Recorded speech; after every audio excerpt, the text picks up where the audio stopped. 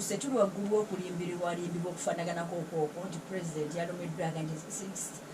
yasazeewo ataase church era bagenda kukola investigation okulaba ani abaakoze ekyo era ajja kuyamba church nga amajege gennyininyini ye galiko Kabanda ge gabadde n'omukono ogusingako obunene ffenna tumanyi by all standards nti Dodo talina capacity esobolaga nti amajege gajje ne gajja Dodo naye musajja wattu naye adde akozesebwa bukozesebwa the name Dodo bwe tunagenda bakuyita lifting the veil when not going to lifting double click. Okay, when you double click is no sack. Maybe could have been Dodo is actually not Dodo. So abade abajaganya abajaganyanga katerega bwadagamba nti twebaza ndagagantibwa mbi Bible yagamba nti balina amaaso naye Aisha njagala otunule mu kino batwala ngo obutale wano remember you say obutale kati ngoyi akatala akatwala amanyi abantu bajja kuyomba nga n'ebiseera ebimu yateekawo n'abayomba akatale kafe yagende waatone general afune compensation kati neno wanozanya diiru wano kanisa n'okiteekawo oguleda nibigenda eri mu compensation n'ofuna billion 3.5 but the church shouldn't be involved in that. Bagamba Aisha nasenyo simanyi oba kituufu naye nti okuva mu March nti oyo Dodo basi Dodo naye tukitwale bwe tuti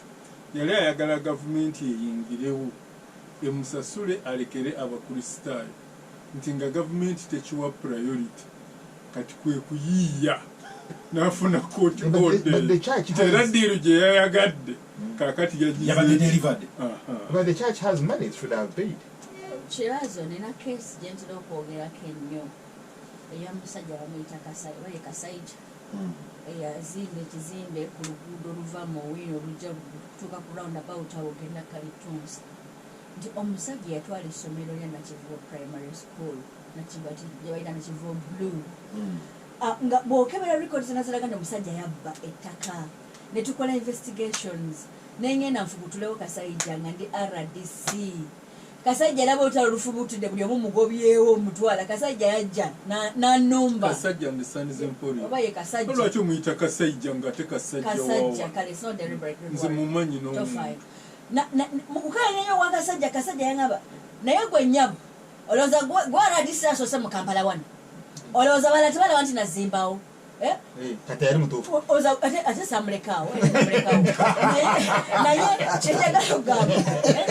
nakola buli kyenyina okukola I wrote to every office nempandikira presidency nempandikira KCCA nempandikira IGG nempandikira minister wa lands actually I moved several on kuwandika nengenda nentuula ne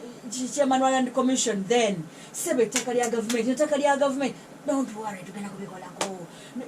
Jennifer Musega oyo talina na plan twamukebedde talina plan biki bwe tulanga mu lands sala mukuwatako tugenda kuyita under KCCA tuzigeko ekizimbe kye talina plan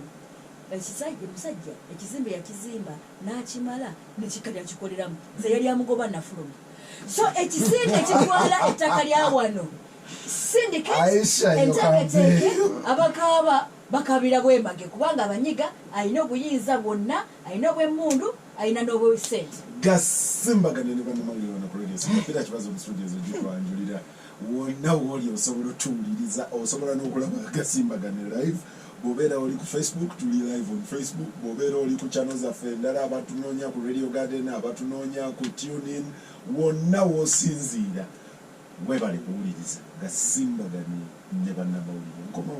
bwe nva mu birango nagala nti subject yange erako ngirinze Aisha Secretary General wali yakungudde Gasimbagane